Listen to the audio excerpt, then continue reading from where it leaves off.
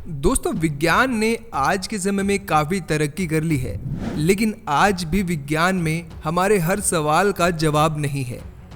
आज के समय में हमारे आसपास की दुनिया में क्या चल रहा है और आज से हजारों साल पहले भी हमारी दुनिया में क्या कुछ हुआ करता था, हर बात का जवाब विज्ञान में खोजना संभव नहीं है।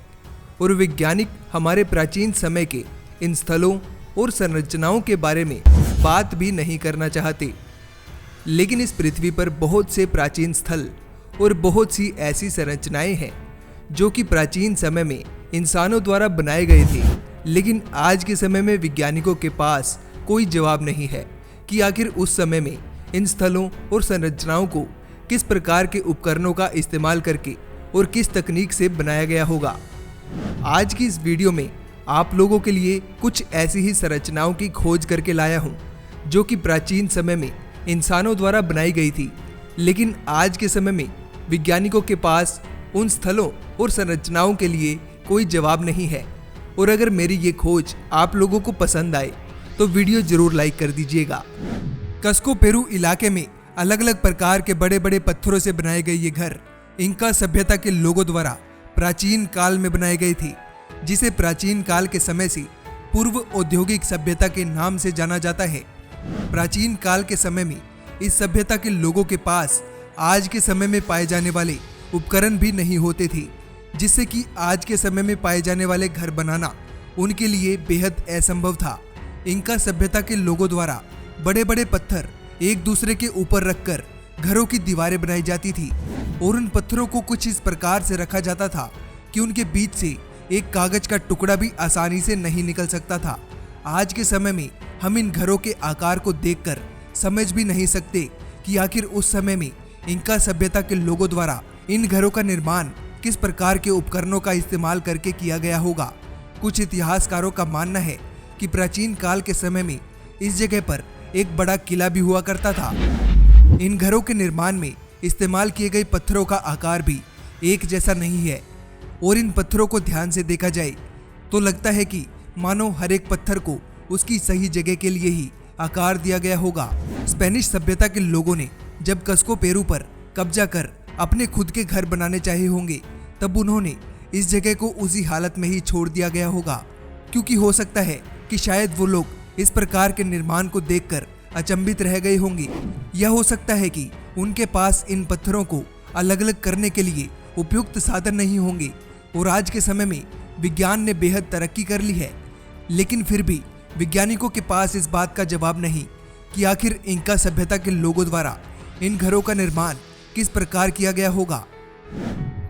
गोबेकली टेपे प्राचीन काल में बनाया गया बेहद अविश्वसनीय स्थान है, जिसके वास्तविक महत्व को जानने के लिए पुरातत्वविदों को भी इस जगह की कई बार खोज करनी पड़ी। इसके पास में बना टर्किश टेम्पल पहले से ही पुरातत्वविदों की रुचि का स्थान है। 1994 के समय में जब एक जर्मन टीम ने इस जगह पर काफी करीब से खोज करने की कोशिश की, तब उन्हें पता चला कि इस जगह की खोज उस दिन से पहले किसी ने नहीं की है और ना ही उस दिन से पहले किसी ने इस जगह को देखा था। इस जगह के पत्थरों पर की गई जानवरों की नक्काशी और पत्थरों से बनाए गए ये घेरे आज से लगभग 11,000 साल पुराने हैं। कुछ इतिहासकारों का कहना है कि ये काम उस समय में नोमैडिक प्रजाति के लोगों द्वारा किया गया होगा, जो कि उस समय में किसी एक स्थान पर रहने की जगह एक स्थान से दूसरे स्थान पर घूमते रहते थे। इतिहासकारों का मानना है कि उस समय इस प्रजाति की संख्या काफी अधिक होती होगी और हो सकता है कि उन लोगों ने इस जगह पर अपनी पहचान के निशान छोड़ने के लिए पत्थरों पर यह चित्रकारी की होगी। लगभग 8,000 साल पहले ये जगह पूरी तरह मिट्टी की परतों के नीचे दब गई होगी। और अगर हम लोग गोबेकली टेपे को हमारे प्राचीन आध्यात्मिक स्थान के रूप में समझें तो ये हमारे इतिहास का सबसे पुराना मंदिर या फिर मंदिर जैसी कोई संरचना हो सकती है। पेरू के ओलंटाए टेम्बो में इंकन सभ्यता के प्राचीन खंडरों के पीछे की कहानी भी बेहद रोमांचक है। कुछ इतिहासकारों का मानना है कि इन खंडरों का निर्माण 15वीं शताब्दी के दौरान सम्राट पंचकुटी के द्वारा किया गया होगा। और इतिहासकारों का यह भी मानना है कि इन खंडरों के निर्माण में इस्तेमाल किए गए कुछ पत्थर 15वीं शताब्दी से भी पुराने हैं। इन पत्थरों को देखकर ऐसा लगता है कि मानो 50 टन से भी ज्यादा भारी इन पत्थरों को पहाड़ से तोड़कर यहाँ लाया गया होगा और इन्हें कुछ इस प्रकार से रखा गया होगा कि उनके बीच कोई खाली जगह ना रही। लगभग 15,000 साल बीत जाने के बाद उनमें से कुछ पत्थर तो आज भी शीशे की तरह प्लेन है। आज के समय में इतने प्लेन पत्थर बनाने के लिए हमें पत्थरों को गर्म करके पिघलाना पड़ता है और उसके बाद ही पत्थरों को इतना प्लेन करके इस आकार में रखा जा सकता है। आज के समय में वैज्ञानिक भी इन पत्थरों को देखकर अचंभे में पड़ गए, क्योंकि ये पत्थर आज से लगभग 12,000 साल पुराने हैं और ये समझ पाना असंभव है कि आखिर उस समय के लोगों ने इस जगह का निर्माण किस प्रकार के उपकरणों का इस्तेमाल करके किया होगा। कोंडोर के मंदिर में बने क्रिस क्रॉस आकार के ये निशान उस समय में किस प्रकार बनाए गए होंगे, ये समझ पाना भी बेहद मुश्किल है। इन्हें देखकर ऐसा लग रहा है कि मानो इन्हें आज के समय में पाए जाने वाले औजारों से काटा गया होगा।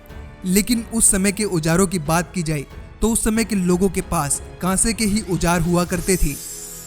अगर आप किसी ऐसी जगह की खोज करते हैं जिसका नाम किसी जादूगर का पिरामिड है, लेकिन बाद में आपको पता चले कि इसके पीछे कोई रहस्यमयी इतिहास नहीं है, तब आप थोड़े निराश जरूर होंगे। और ये भी एक ऐसा ही माया स्मरक पिरामिड है जो कि सूतसियर के पिरामिड के नाम से जाना जाता है और ये उक्समल की सबसे रहस्यमयी जगहों में से एक है। इस पिरामिड का इतिहास आज से लगभग 1500 साल पुराना है। इसकी ऊंचाई लगभग 115 फीट है। माया सभ्यता के लोग आज भी इस पिरामिड से जुड़ी कुछ कहानियां बताते हैं कि आखिर उस समय में इसे किस प्रकार बनाया गया होगा। उन कहानियों के हिसाब से एग्जामिना नाम के एक जादूगर ने इस पिरामिड को अपनी जादुई शक्तियों से बनाया था। इस पिरामिड का निर्माण जादूगर ने अपनी शक्तियों का इस्तेमाल करके सिर्फ एक रात में ही किया था। इस पिरामिड से जुड़ी कुछ और कहानियों के हिसाब से जादूगर ने इस पिरामिड का निर्माण उस समय के वहां के राजा के हाथों से मारे जाने के डर से अपने जादुई बर्तन से एक रात में किया था। ये सभी कहानियां बेहद काल्पनिक लगती हैं, लेकिन आज के समय में वैज्ञानिक भी इस जगह के बारे में बेहतर स्पष्टीकरण नहीं दे सकते। ये जगह जितनी रहस्यमयी है उतना ही रहस्यमयी इस जगह का नाम है। इस जगह का असली नाम है the lost to the sands of time. तो दोस्तों, यही थी वो रहस्यमयी जगह जिनके लिए वैज्ञानिकों के पास भी कोई जवाब नहीं है। और आप लोगों को ये वीडियो अच्छी लगी हो तो कमेंट सेक्शन में जरूर बताएं। और भी ऐसी ही वीडियोस देखने के लिए अट्रैक्टिव दुनिया चैनल को अभी सब्सक्राइब करें। मिलते हैं अगली वीडियो के साथ। यह वीडियो देखने के लिए आप लोगों का धन्यवाद।